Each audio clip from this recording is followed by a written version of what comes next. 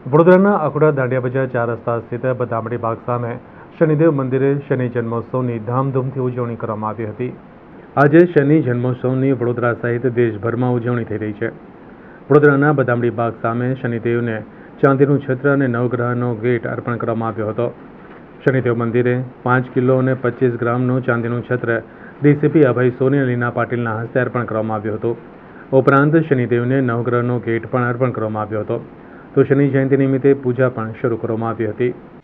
नीलांजन समाभासम रविपुत्रम यमाग्रजम छाया मार्तंड संभूतम तम नमामि शनेश्वर।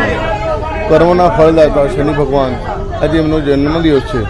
जन्मदिवस निमित्ते आज 5.25 किलो चांदीનું છત્ર તેમજ નવગ્રહનો ગેટ અર્પણ કરવાનું છે 12:15 વાગે।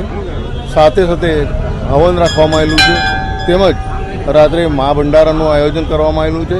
ભાવિક ભક્તોની વિનંતી છે કે એનો લાભ લેવો વિનંતી।